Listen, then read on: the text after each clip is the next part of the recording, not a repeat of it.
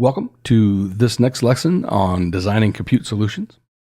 We're going to talk about the options for provisioning your Azure compute infrastructure. And we're just talking about VMs here. So when you go to build a compute infrastructure, you normally have to do a lot of manual work, right? So you want to use automation to provision those compute resources. For every VM you deploy, you've got to, of course, configure the VM. You're picking the network tier, SKU, IP addresses, disk sizes, disk number, whether or not they're premium or standard. You're going to configure the operating system. Of course, you're going to set any local firewalls, your disk partitions, operating system security, local file security, that sort of thing. You just have to configure the whole VM. This is something we've all done, I think, 1,000 times or more. You can install any software that needs to run, so anti-malware, any particular agents, like for backup software, that sort of thing, or your standard applications that the VM's going to run.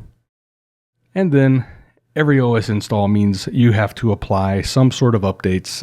It's such a pain to keep operating system images up to date, and so it's pretty routine to, of course, install updates after an OS is in place. So you want to look at the automation tools you have available to speed this process along. Now, first and foremost, Azure gives you ARM templates. You know them, you love them, right? So you got the JSON files that will lay out the various definitions for your VM, and at least gives you a file to edit when making changes as opposed to having to go through the manual process. Custom script extensions. Good for post-deployment configurations, software install, if you need to connect to any sort of like Azure file or running just sort of random things after the install. They're good for that. The extensions look for scripts that can run on the VM. They download them and execute them on the target machine. And you will add custom script extensions through ARM templates. You can also use PowerShell and the Azure CLI. Desired state configuration. Now, these make it possible for you to deal with configurations on your infrastructure that might otherwise need more complex procedures, things that require like a reboot, for example. You can define a state for the VMs, and instead of writing detailed manual instructions on how to create that state every time you deploy a machine, state configurations are pretty easy to read and implement and don't require a whole lot of oversight. When you use the desired state configuration extension handler, which you can define for a given virtual machine, you can also enforce those states. The configurations for state storage can be in Azure Blob or internal file storage, and the extension handler will take that configuration when it's applying the state to the target virtual machine, and if you have any reboots necessary for a config, DSC will execute that state configuration after the reboots. Automation state configuration is simply how you manage and deploy your various desired state configurations. Other automation tools include software like Chef. Now, you can use Chef on-premise or in the cloud. It's usually hosted, but a lot of people will build their own Chef servers to run things. Puppet is another option.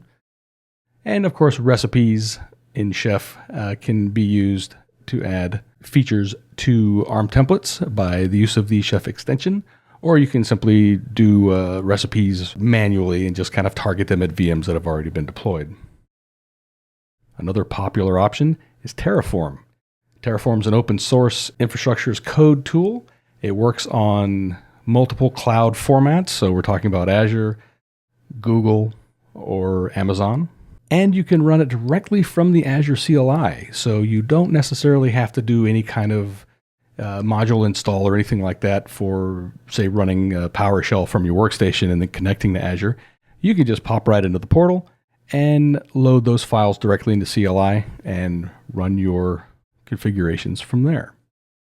So what Microsoft is looking for in terms of the exam in this section is really just the various tools that you're going to use for infrastructure deployment. The exam doesn't require you to go into detail on how you manually deploy a VM. By this level, it shouldn't be necessary. You're simply going to need to be aware that there are automated methods of deploying an environment and configuring an environment after deployment. And you'll need to know when those methods are going to be most useful. The scenarios that you're given for the questions will probably inform you of that need. So just keep an eye out for it. And that'll do it for deployment options for your infrastructure. Come on over to the next video and we will wrap it up.